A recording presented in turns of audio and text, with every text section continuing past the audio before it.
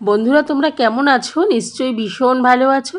আর আজকে তোমাদের জন্য নিয়ে এসেছি চালতার আচার। তো চালতার আচার বন্ধুরা আমাদের কিন্তু খুবই প্রিয়। আমরা স্কুলের পথে কিন্তু এই চালতার আচার আমরা খুবই সবাই খেতাম। তো চলো আজকে চালতার আচার কীভাবে বানিয়ে নেব তোমাদেরকে একটু দেখিয়ে দিই। দেখো চালতাগুলো আমি এখানে ছোট ছোট টুকরো করে কেটে নিয়েছি। কেটে এবার আমি এটাকে কিছুক্ষণের জন্য 1 ঘন্টার মতো একটু জলে ভিজিয়ে রেখেছি। ভিজিয়ে এবার আমি একটু রোদে শুকিয়ে নেব। একদিন মতো আমি একটু রোদে শুকিয়ে নেব, কড়া রোদে, যাতে চালতাটা নষ্ট না হয়ে যায়। আর চালতাটা শুকিয়ে নিলে কিন্তু দেখো এইভাবে কালার চলে আসে চালতার মধ্যে। তো আজকে কিন্তু আমি চালতা সেদ্ধ করব না।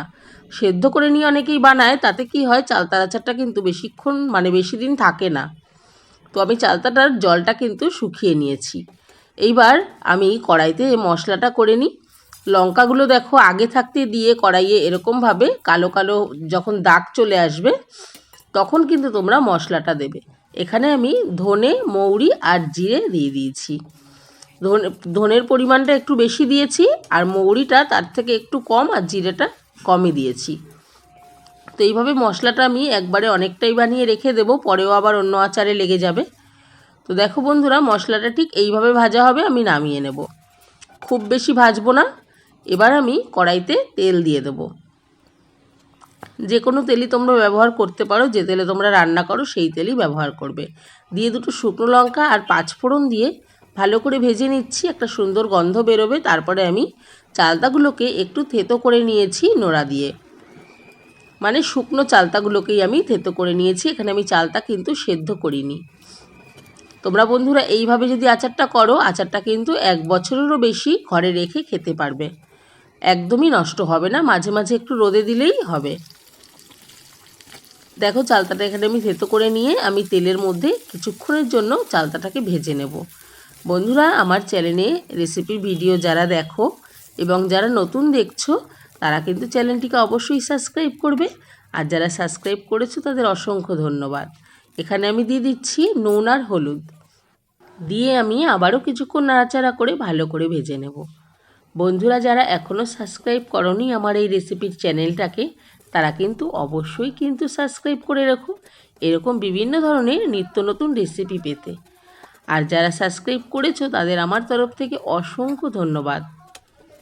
আর যারা করনি তাদেরকে অনুরোধ করব অবশ্যই চ্যানেলটিকে সাবস্ক্রাইব করে পাশে থাকতে।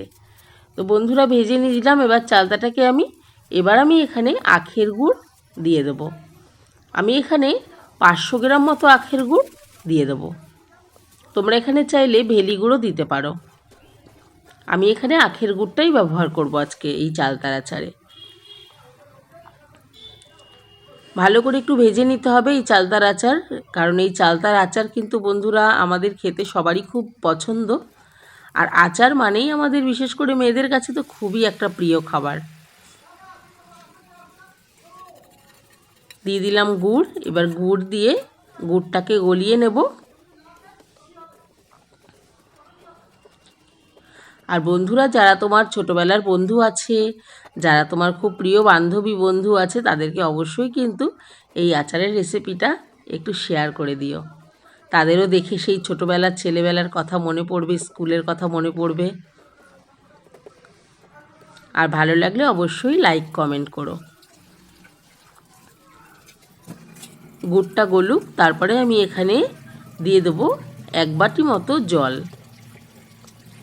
চালতাটা ভালো করে সেদ্ধ হয়ে যাওয়ার জন্য। জল দিয়ে দিয়েছি। এবার আমি কিছুক্ষণের জন্য একটু ঢেকে রাখবো, একদম হাই ফ্লেমে করে, যাতে গুড়টা চালতার মধ্যে একেবারে ঢুকে যায় গুড়ের মিষ্টিটা। চলো ততক্ষণে আমি এবার মশলাটা করে নিই। ভাজা মশলাটা আমি মিক্সিতে নিয়ে নিয়েছি, লঙ্কাগুলোও নিয়ে নিচ্ছি। এবার আমি এটাকে গুঁড়ো করে নেব।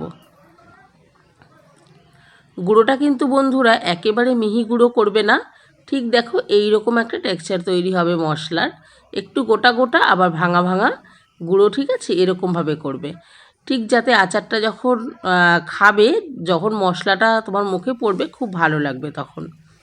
এদিকে দেখো চালতার আচারটাও সেদ্ধ হয়ে গেছে, আর জলটাও অনেকটাই কমে এসছে। এই অবস্থায় আমি এখন মশলাটা দিয়ে দেবো। মশলাটা কিন্তু বন্ধুরা তোমরা বুঝে দেবে, প্রথমে অল্প দেবে, তারপরে একটুখানি মুখে দিয়ে দেখবে ঝাল মশলা কতটা ঠিক হয়েছে, তারপরে কিন্তু লাগলে আবার মশলা দেবে, না হলে একবারে বেশি খুব ঝাল হয়ে গেলে আবার ভালো লাগবে না। এই চালতার আচারটা বেশ টক টক মিষ্টি মিষ্টি ভীষণই খুব সুন্দর লাগে খেতে। দেখো মশলা দিয়ে কিছুক্ষণের জন্য আমি রান্না করে নিয়েছি আচারটাকে। এবার আচারটা কিন্তু আমার পুরো রেডি হয়ে গেছে। এইবার তোমাদেরকে আর একটা ট্রিক্স বলবো, যেটা করলে আচারটা তোমরা সারা বছর ঘরে ভালো রাখতে পারবে। বন্ধুরা, এই আচারটাকে মাঝে মাঝে ওই সপ্তাহে 1 দিন করে কি 2 দিন করে একটু রোদে রাখবে, মুখটা একটু খুলে রাখবে, যাতে চালতা আচারটা অনেক দিনের জন্য ভালো থাকে। এবং আর একটা টিপস আমি তোমাদের দিয়ে দিচ্ছি, যাতে আচারটা তোমরা ঘরে রেখেও সারা বছর আচারটাকে ভালো রাখতে পারবে। তো চলো আমি এখানে প্রথমে চালতার আচারটা এখানে ঢেলে নিয়ে আমি একটু ঠান্ডা করে নেব। ঠান্ডা করে নিয়ে তারপরে কিন্তু আমি বয়মে রেখে দেবো। গরম অবস্থায় কখনোই কিন্তু বয়মে রাখবে না, তাহলে নষ্ট হওয়ার চান্সটাই বেশি থাকে। একেবারে ঠান্ডা করে নেবে, পুরো যখন ঠান্ডা হয়ে যাবে তখন তোমরা চালতার আচারটা একটা ভালো কাচের বয়মে রেখে দেবে। রেখে দিয়ে কিন্তু অবশ্যই রোদে দেবে, আর রোদে দিতে দিতে চালতার আচারটা আরও নরম হয়ে যাবে। এখন একটু শক্ত শক্ত আছে, যেহেতু আমি চালতাটাকে শুকিয়ে নিয়েছিলাম আমের মতো, তো সেই জন্য একটু শক্ত শক্ত রয়েছে। এটা রাখতে রাখতে ঘরে একদম নরম হয়ে যাবে। আর বন্ধুরা, এই চালতার আচারটা ঠান্ডা হয়ে যাবার পরে আমি এখানে 2 চিপি মতো ভিনিগার ইউজ করব। ভিনিগারটাকে মিশিয়ে তারপরে আমি এটা বয়মে রাখব। ভিনিগার দেওয়া থাকলে এই আচারটা সারা বছর ঘরে রেখে তোমরা খেতে পারবে, রোদে না দিলেও চলবে, আচারটা একেবারেই নষ্ট হবে না। বন্ধুরা, আমার এই চালতার আচারের রেসিপি তোমাদের কেমন লাগলো অবশ্যই কিন্তু কমেন্ট করে জানাতে ভুলো না। আবার আসবো তোমাদের কাছে নতুন কোনো রেসিপি নিয়ে। ততদিন তোমরা সুস্থ থেকো, ভালো থেকো, আর এরকম নিত্য নতুন রেসিপি করো, বাড়ির সবাইকে খাওয়াও, নিজেরা খাও। আর অবশ্যই চালতার আচার বানিয়ে আমাকে কমেন্ট করে অবশ্যই জানাবে যে কেমন করে তোমরা বানালে এবং টেস্ট কেমন হলো। বন্ধুরা, ভিডিওটা তাহলে আজকে এখানেই শেষ করছি। তো তোমরা সবাই সুস্থ থেকো, ভালো থেকো। আবার আসবো নতুন কোনো রেসিপি নিয়ে। ততদিন কিন্তু তোমরা সবাই কিন্তু এইভাবে রেসিপি বাড়িতে বানাবে এবং কিন্তু আমাকে কমেন্টে জানাবে। টাটা।